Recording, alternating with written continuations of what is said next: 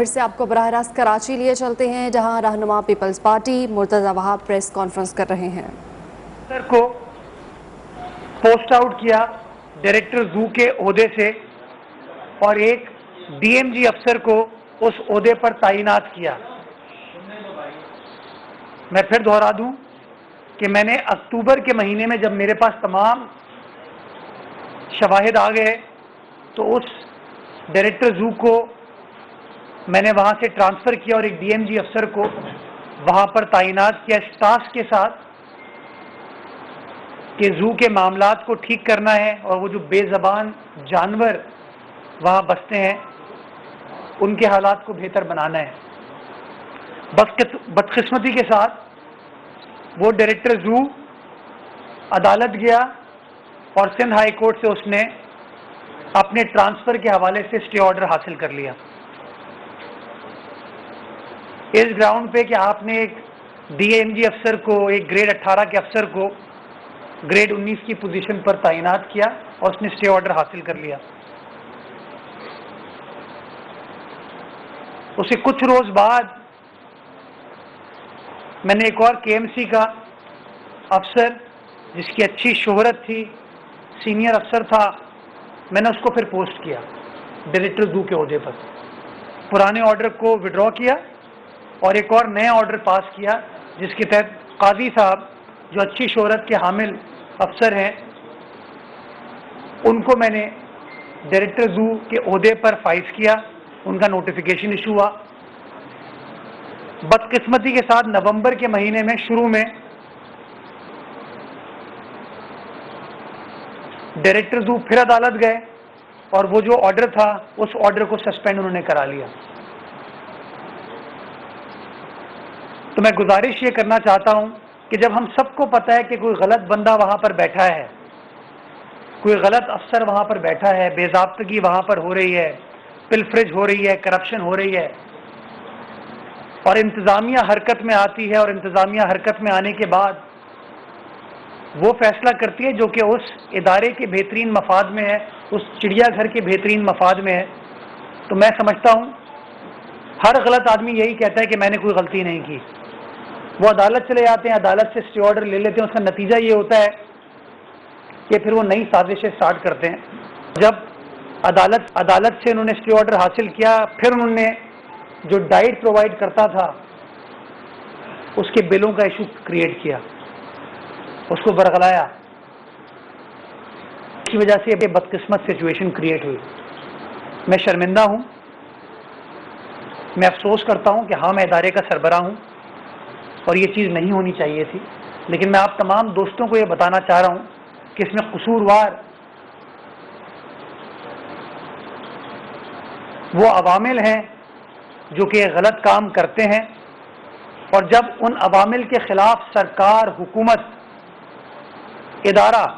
कार्रवाई करता है तो अदालत को गलत बयानी करके पूरी बात बताए बगैर इस तरह के स्टे ऑर्डर्स ले आते हैं जिसका नुकसान आज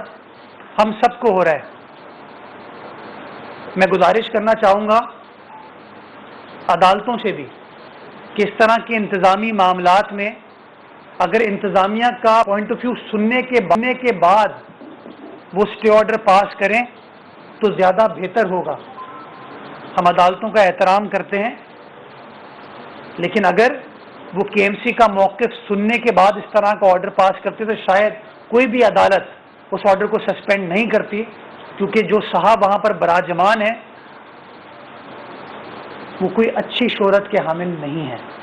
जो लोग केएमसी की रिपोर्टिंग करते हैं उनको पता है और उन लोगों को ये भी पता है कि जब से मैं उस आदमी के खिलाफ कार्रवाई कर रहा हूँ तो मेरे खिलाफ क्या क्या चीज़ें करने की कोशिश की जा रही हैं। बाहर कैफ मैंने आज फिर उस इनकॉम्पिटेंट नाअहल अफसर को सस्पेंड किया है, ऑर्डर इशू कर दिया गया है, एक इंक्वायरी तश्कील दी गई है और इंशाअल्लाह वो जो इंक्वायरी रिपोर्ट है वो सामने आ जाए, उसके बाद कानून के मुताबिक जो भी कार्रवाई बनती है जिसकी वजह से ये नुकसान कराची शहर का हुआ है, कराची के चिड़ियाघर का हुआ है, जानवरों से प्यार मोहब्बत करने वाले बच्चे, वो अशखास जो कि एनिमल लवर्स हैं, उनका नुकसान हुआ है, उनकी दिल आज़ारी हुई है, उसके ऊपर कार्रवाई इंशाअल्लाह की जाएगी। रेस्ट एश्योर्ड, ये मेरी कमिटमेंट है आपसे। दूसरी बात जो मैं आपसे करना चाहता हूं वो है सिंध हुकूमत की इंतजामी मामलात के हवाले से। आप सब जानते हैं कि पाकिस्तान भर में एक ऑल पाकिस्तान सर्विस है जिसको सर्विस ऑफ द फेडरेशन कहा जाता है। ये वफाक के अफसरान हैं जो कि वफाकी हुकूमत में भी काम करते हैं और चारों सूबों के अंदर भी ये काम करते हैं। हर सूबे के अंदर ये अफसरान काम कर रहे हैं, ये तैनात हैं। And with the passage of time ये सूबे की जो सूरत हाल होती है उससे वेल एक्वेंटेड हो जाते हैं। इनको पता होता है कि क्या सूबे की सिचुएशन है, क्या ग्राउंड रियलिटीज़ हैं किसी पर्टिकुलर इदारे में, डिपार्टमेंट में, डिस्ट्रिक्ट में, और फिर ये उसके हवाले से एडमिनिस्ट्रेशन के फ़राइज़ सर अंजाम देते हैं। इस हवाले से एक फार्मूला है वफाक और सूबों का, जो कि 1954 के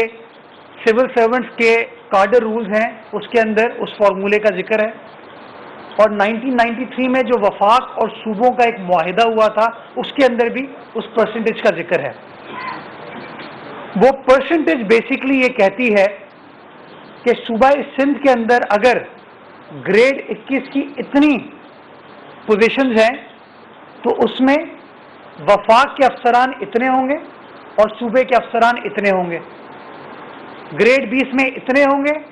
ग्रेड 19 में इतने होंगे, 18 में इतने होंगे, 17 में इतने होंगे। यानी कि 17 ऑनवर्ड तमाम ग्रेड में एक फॉर्मूला है।